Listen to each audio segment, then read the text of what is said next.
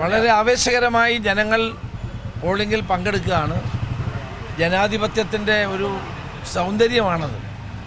ആളുകൾ കൂടുതൽ polling ബൂത്തിലെത്തി vote ചെയ്യുക എന്നുള്ളത് കേരളത്തിൻ്റെ ഒരു പ്രത്യേകത കൂടിയാണ്.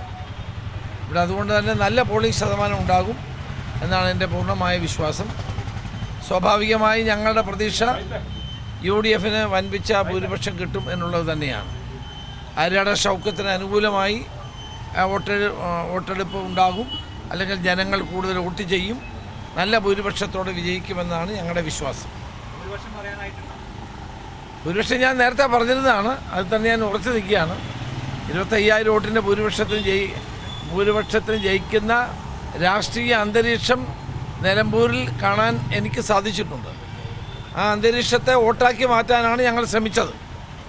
ശക്തമായ സർക്കാർ വിരുദ്ധ തരംഗം അവിടെ കാണാൻ കഴിഞ്ഞു എന്നുള്ളത് ഒരു വസ്തുതയാണ്.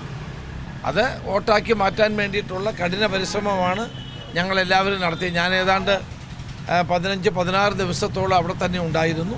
ഞങ്ങളെല്ലാവരും അതിനുവേണ്ടി ആത്മാർത്ഥമായി പ്രവർത്തിക്കുകയുണ്ടായി.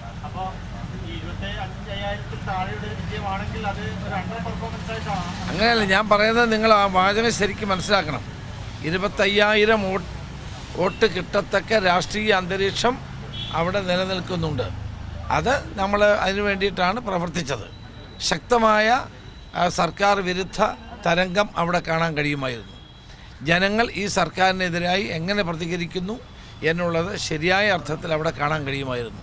മലയോര മേഖലയിലെ കാട്ടാന ശല്യവും വന്യജീവികളുടെ അക്രമങ്ങളും കാരണം കർഷകൻ ബുദ്ധിമുട്ടിൽ, വിലക്കയറ്റം കാരണം സാധാരണക്കാരൻ പ്രയാസത്തിൽ, അതുപോലെ തന്നെ ഒരു വികസനവും കഴിഞ്ഞ കാലഘട്ടങ്ങളിൽ നടക്കാത്തതിൻ്റെ അമർഷം, ഇതെല്ലാം അവിടെ നമുക്ക് കാണാൻ കഴിയുന്ന ഒരു കാര്യമായി.